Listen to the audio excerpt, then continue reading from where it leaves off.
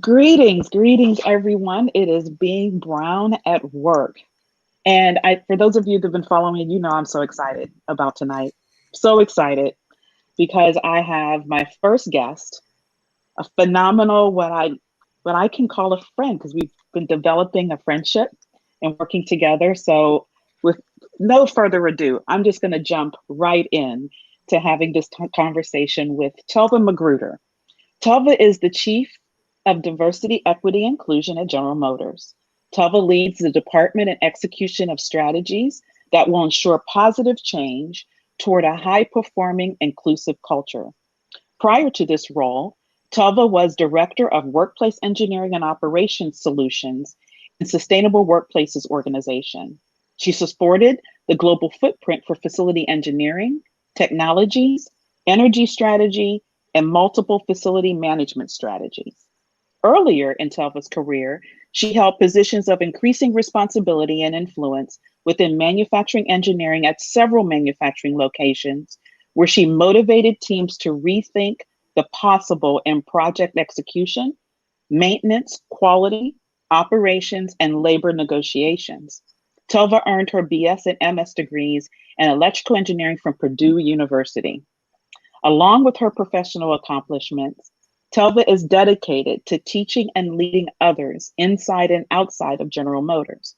She is chair of the board of directors for the Girl Scouts of Southeastern Michigan, vice chair of the advisory board for the Oakland University School of Health Sciences, a member of the advisory board for the University of Michigan School of Environment and Sustainability, and a member of the board for Engineering Tomorrow. So now you guys know why I'm so excited. Fabulous, fabulous woman that I have here. Telva, so glad to have you. So glad to Hey, have you. Linda. I am so glad to be here with you tonight, this afternoon, this morning, wherever you are in the world. Exactly. Wherever they are in the world. That's right. Absolutely. Telva, thank you so much. It's such an honor to have you as a guest on Being Brown Live. And, when we were talking several weeks ago about this session we were going to share today, and we were talking about what we were going to share with everyone else, and you came up with this phenomenal title, Fearing Less and Becoming More. And I remember when you said it, how it hit me. I mean, it really just resonated with me because immediately when I heard the words, I thought about my early career. And everybody that is watching or catching this later in their day or evening, they know that I talk a lot about the fears that I had early in my career and some of the unfortunate experiences that led me to having limiting beliefs that really impacted negatively in my career. And so when you gave this title, I thought, oh my gosh, yes, this is definitely something we need to talk about because there's so many women that look like us that still struggle with this day to day in their career. So, I'd like to start there, Telva. Can you share with us a little bit about, in your early days, your early careers, you entered into corporate America. What were some of the challenges you had around fears and limiting beliefs? As similar to your experience, there were many. You can start with, I was a young engineer, going into a role in an organization that had men with tens of years of experience. I started my career at a NASA research center, and yes, yeah, and NASA. Wow, okay. and the my leader and everyone I was working with, had so much more experience, and they had so much more context that I didn't have. I didn't grow up fixing things. I didn't grow up rebuilding cars. I didn't grow up, with someone around me that could even demonstrate in any way what an engineer was. Right. My parents didn't know what engineering was when I decided to be an engineer. And I did grow up building Legos and Lincoln log houses and things of that nature constantly. I absolutely did that. But when I got to university, I was with all these, classmates that knew these electrical circuits like the back of their hand. They didn't have to study. Mm. I didn't get it at all. And then so I get into the professional world, and I have now, men with, 20 years of experience, 30 years of experience, and things like that. And they were certainly interested in teaching me. But you put this burden upon yourself that, I shouldn't have to ask questions all of the time. you know that I feel like I've just gone through 4 years of school. I've earned my degree. I should get some of this, Yes, and, yes. and, right. and, No, and yes, absolutely. I mean, and I did the same thing, Telva. I completely can relate. right. And you want to be the one that comes up with something that someone says, oh, I understand, I get it, that's cool, I had never thought about that. But at first you feel like you can't be that person, Mhm. because you have to grow, and you really have to listen well enough to be able to understand that they don't know everything either. Yes, Okay, yes, they don't know everything either. And yes. so the first experiences I had, both at NASA, and then I had a similar experience when I went to General Motors as a young engineer in a manufacturing site that was making over 1 million parts per year. Everyone's moving fast. It seems like everyone knows everything. And then you listen and you realize, they don't know everything, Yep, you know? yep, And yep. so in both of those situations, what I realized was there are things that I'm understanding that they're just now figuring out as well. And so while there are things that they know that I can depend on them to teach me, there are things that I'm figuring out right now, sometimes ahead of them, Hmm. because they don't even see it as a challenge. They don't see Right, it as a problem.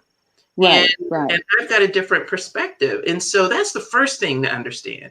In almost every situation you're in, regardless of where you are in your career, we'll tend to assume that, we'll tend to assume that we're less than. We'll tend to assume that those others know more than we do. Okay. And if you just said something, Telva, that I mean, again, just really hit me. We assume that we're less than. Mhm. And I mean, that seems to be, unfortunately, the immediate place we go. Mhm. It's not that anybody said we were, Right. right? It's not that anybody told me. It's not that I actually did something and somebody judged that. No, we just immediately assume and tell ourselves we're less than. What do you think that, I mean, I know for me where that came from, and all of us have different roots of that, but Mhm. why do you think that that exists predominantly around for women of color? And then what would you offer to someone that Righty might be listening now that has been telling herself that? Yeah, I'll tell you. I have two favorite quotes that I really want to get out during this discussion. And the Okay. first one is one that you've probably heard. It's by Marianne Williamson, and she wrote it many, many years ago. She says, "Our deepest fear is not that we are inadequate. Our deepest fear is that we are powerful beyond measure. It is our light, not our darkness, that most frightens us. We ask ourselves, who am I to be brilliant, gorgeous, talented, and fabulous? Actually, who are you not to be? Not to be. Who are you not to be? You are a child of God. Your playing small doesn't serve the world. There's nothing enlightened about shrinking so that other people won't feel insecure around you. You are all meant to shine as children do. We are born to make manifest the glory of God that is within us. And it's not just in some of us, it's in everyone. Mm. And as we let our own light shine, we unconsciously give other people permission to do the same. And as we're liberated from our own fear, our presence automatically liberates others. And so you think about that and let that sink in. Yes. And then you ask, why do we do that to ourselves? And part of it is because from a young age, many of us are told to stay in our place, Mm. right? Hmm. We're Hmm. taught as children to find our place. And definitely in our culture, we're certainly taught to find our place. And we're also, to some extent, taught that we can be intimidating as Yes. Black women. Yes. Okay.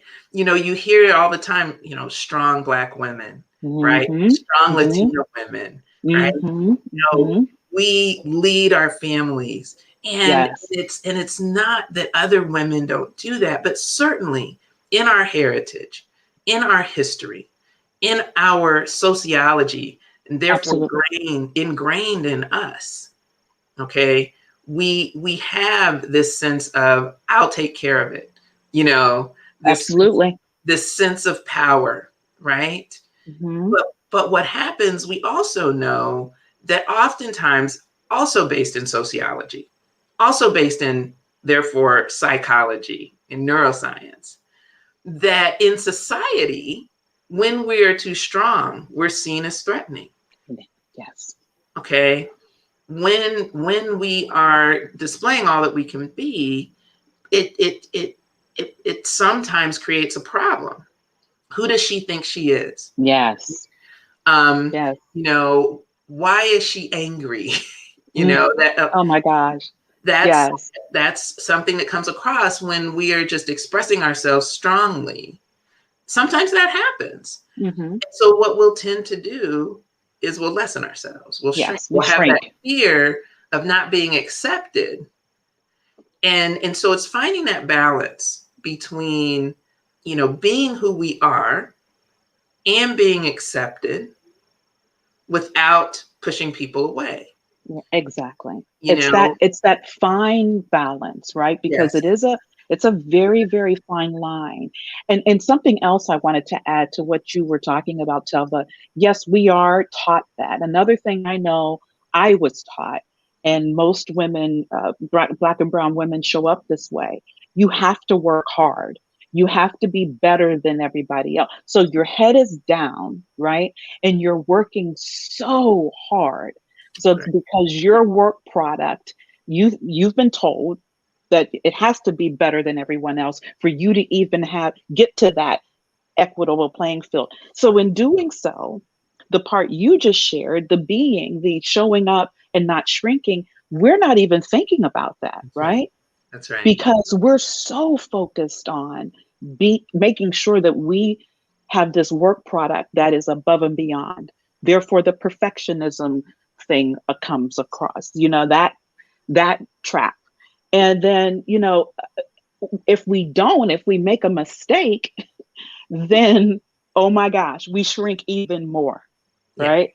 that So we is don't want to be the angry Black woman. We don't want to be, overly passionate.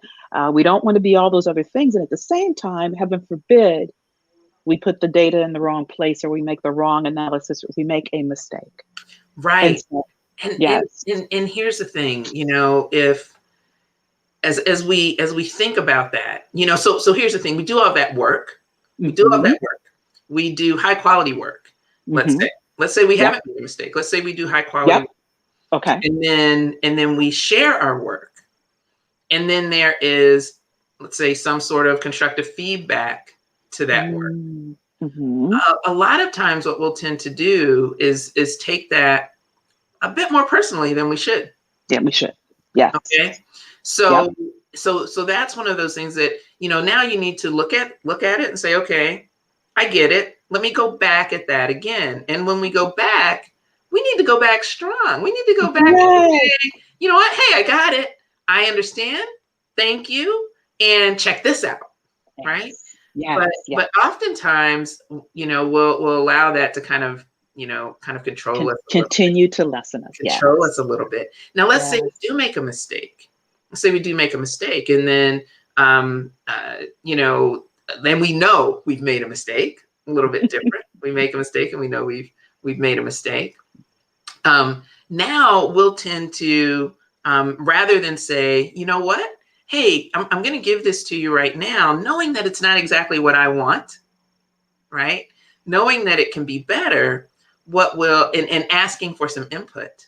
Mm-hmm. Our Mm-hmm. fear will tend to not allow us to do that. Yes. So a lot of times what ends up happening is we will, let's say, overwork. And yes, we've been told we need to work twice as hard. Mm-hmm. But what we'll tend to do is not necessarily ask for help because of that fear of Yeah. being seen as less than. Yes, yes, And yes. and Wow. and so So and true. yeah, and in doing that, what we're doing is we're making ourselves work even harder. What we have to realize is that others don't necessarily have that fear. Yeah. They'll walk in and say, look, I've been working on this. Oh my gosh, and I've seen it happen. Yes. You've seen it happen, right? I've seen it. Yes. I've been working on this. Here you go. We still got some more work to do. I need Do. you to help me figure this or that out, right? Yeah. And then they'll move through more quickly. And so when you talk about fearing less and becoming more, what you're really talking about is, accepting yourself as you are, paying attention to what's going on around you, and realizing that there is really nothing going on with you that isn't going on with everyone else, right? Absolutely. And yes, are there biases that are going on? Absolutely. Absolutely. Absolutely. But when we think about the fact that, we've built our skill, right? Whether it be Mm-hmm. through going to university or building our skill in other ways, through the Mm-hmm. school of hard knocks or through Right. trade school or whatever it is, right? Right. Right. Built our skill just like others have built their skill Mm-hmm. in ways that are relevant, is what I mean when I say just like. And Mm-hmm. so we do have it inside of us.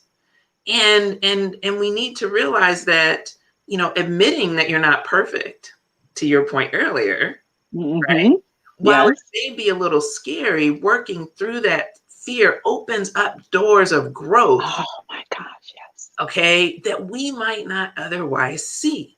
You know, Absolutely. um, Absolutely. building relationships with people that, you may be doubting their belief in you. Mm-hmm. But sometimes we have to overcome that and build that relationship anyway to know whether or not they believe in you, right? You Absolutely. may be Yes. wondering, but you walk straight through that. You walk the best way out. The best way out is always through. Mm-hmm. Okay. It's always through. Always through. The best way out is always through. And so you walk through that fear and you start to build the relationship so that you can have more insight into that person, you know? Mm-hmm. And it may be that there are aspects of how you get things done that they don't particularly like. But guess what? As you get to know them better, they'll find aspects of how you get things done that they do like, right? And Yes. right? Because Yes, and I'm gonna just pop in there because everybody that's watching us now, I know they're probably thinking, okay, Linda and her relationship building, because I talk about that all the time, and I'm gonna let everybody know. Look, I did not prep her in advance. I'm trying to tell you guys, these are the things that work. yeah, I mean, and relationships is part of that, building those relationships. This is beautiful, Telva. I want you to actually talk a little bit because we kind of glossed over it a little bit, but I want to, get back to it because I always let the audience know that I'm not naive. We know biases exist. I mean, we're not naive to that. When I, want you to share, Telva, it's that we know they exist, but they do not have to be the complete roadblock of which we decide we do nothing, right? that's And right. therefore we just completely continue to shrink back. Can you talk a little bit about that as Yeah, well? yes, absolutely. Throughout my career, and I know you're the same, and those watching are the same. I've dealt with all kinds of bias. All kinds of bias from, people assume that I didn't want to take a hard job because I had children. People that have, eliminated me from conversations that I really should have been in, and trying to, Yeah. realizing that that's happened, finding your way back in, understanding why it happened and working to Mm-hmm. deal with that. I Right. mean, there are so many things, development opportunities, and who gets developed and how is Mm-hmm. is very important. So yes, absolutely, absolutely, it exists. The question is, how do you deal with it?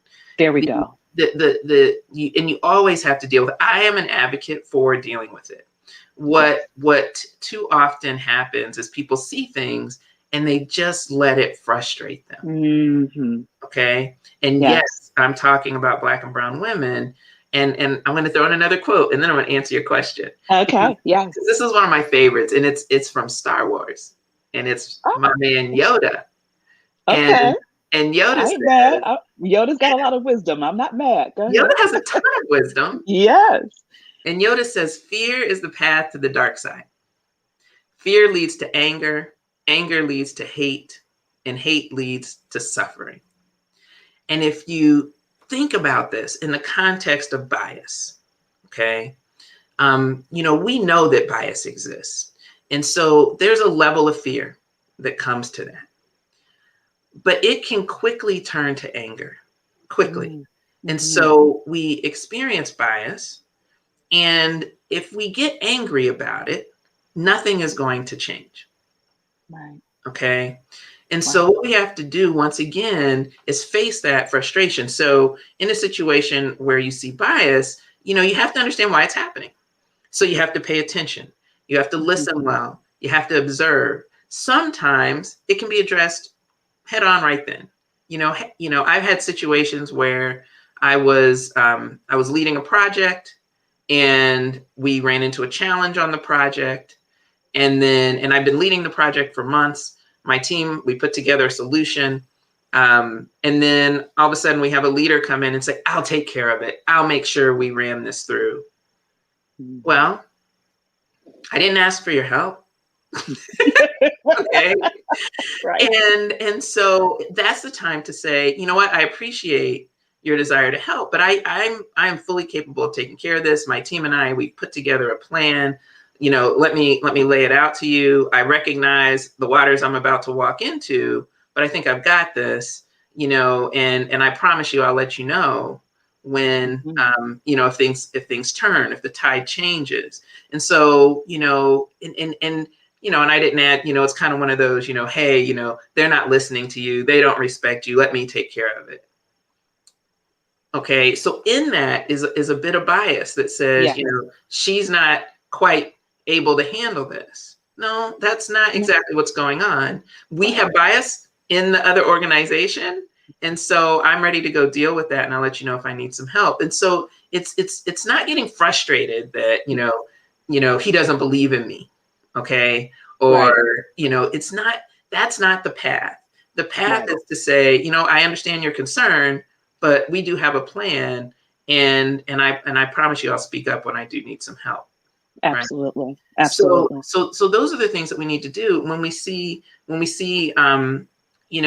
say someone has a developmental opportunity or a promotional opportunity or something like that, and someone receives it, and it's one of those situations where you just don't get it. Right. Then you seek to get it. Mm-hmm. You go ask the question. Yes. Hey, I see so and so got promoted, and I was really interested in that position, and we talked about that previously. Can you help me understand why I wasn't able to interview for the position? And And what are the things that we're going to work on together so that I can be ready? yes. Okay, Yes. for Yes. the next Yes. time. We don't want to let that fear of having a crucial conversation Mm-hmm. um, keep us from addressing the bias that's around us in a constructive and respectful way. That's it. Absolutely. Yes, because if A we, way that can move things forward. yes, Absolutely. we always have to move forward, Forward. because Yes. what will tend to happen if we don't, then we'll tend to get angry. Mm-hmm. We'll tend to, we'll tend to make that, it will tend to allow that to put us in a place of suffering. Mm-hmm. Mm-hmm. And once we're in that place of suffering, we have to understand that we're not performing as well as we That's could right. if we weren't in that place. Our ability, what we have to do to rise. And when I say rise, I don't necessarily mean up. We always think up is Yeah. right. Yeah. That's true. Right. I, We do. I We grew do. my career, I grew, all this way, right? Before, right? Exactly, right? Yes. Yes. Before, those significant moves up were Mm-hmm. really happening. But that growth in all those different dimensions helped me be ready, you know. Right. But if Yes. we're going to grow, if we're truly going to grow, we can't do it when we're in a place of suffering. We have to release ourselves from that. We have to understand that we are more powerful than we actually think we are, and we can't Yes. control our destinies to a greater extent than we likely believe we can. Mm-hmm. Even me sitting here with you today, I have to acknowledge that to myself all the time. All the time. Right?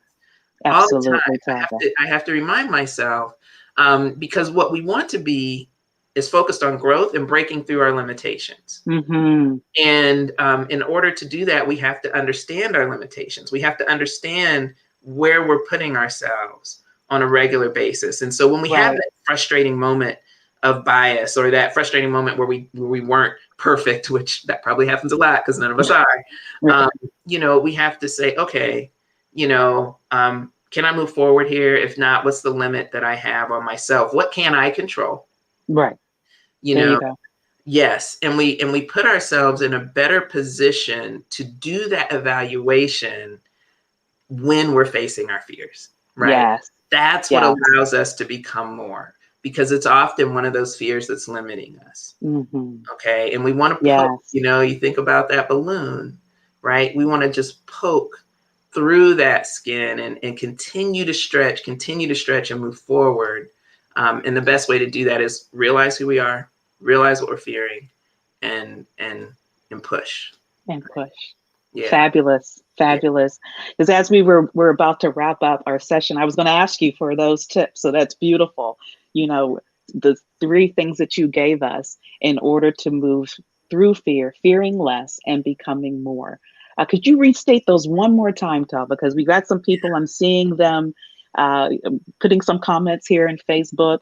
And so for those of you that are watching live, they're taking notes. I can see that if you could share that one more time for them, just so they can walk away before we end this session, make sure they know how they can fear less and become more.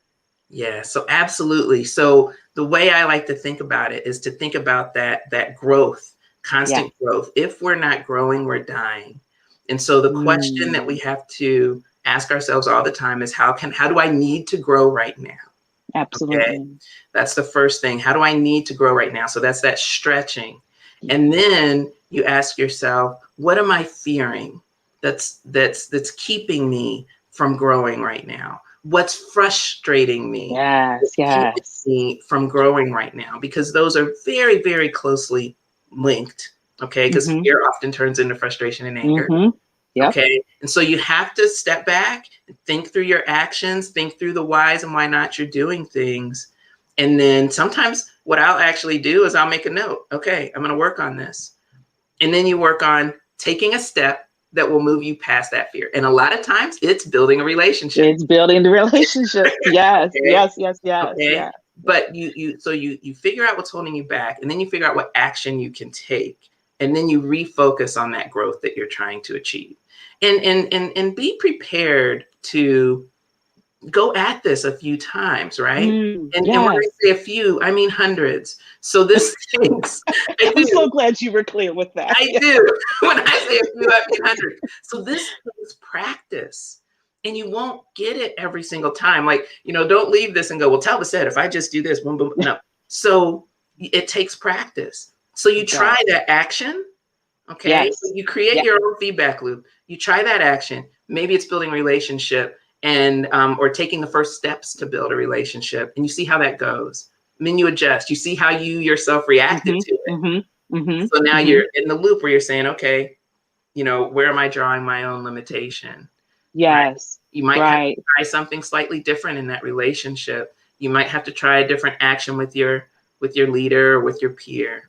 But you just keep, reevaluating yourself, taking an action, reevaluate. Yes. And I think you just answered, actually, one of the viewers asked, she said, if we're not growing, we're dying. She said, what's keeping me from growing right now? And I believe I think you just answered that for Melinda, right? She's probably not doing the reflective review of some of the actions that she's taken.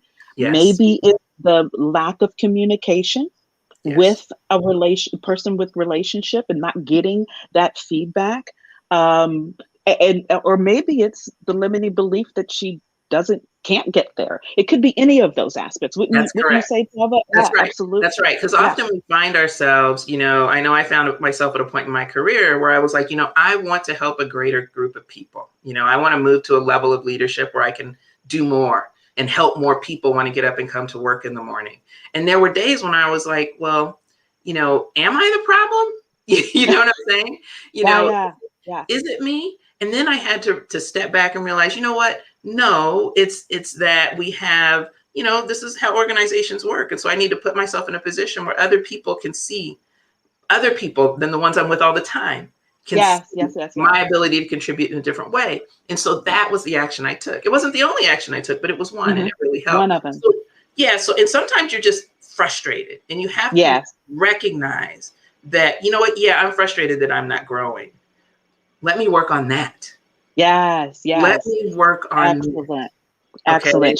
Excellent. Belinda, thank you so much. You're capturing the notes for us. So for other people that watch this on the replay, Melinda's got your back because she's capturing the notes from Telva here, and she's doing a great job, Melinda. I appreciate it. And she actually put in here, refocus on growth that you're trying to achieve. So, and that's exactly what you just said. I mean, she captured this so very well. So this has been absolutely phenomenal, Telva. I can't express to you how much I greatly appreciate the time that you shared with us, the nuggets of wisdom you've given us. And I'm sure as other brown and black women listen to this replay, it's going to make some transformational difference in their career. And I so appreciate you. I honor you. And again, thank you for your time. Thank you for your time and joining us. It's been a pleasure, Linda. Thank you. And thank you everyone for watching. All right. Bye-bye. Bye-bye.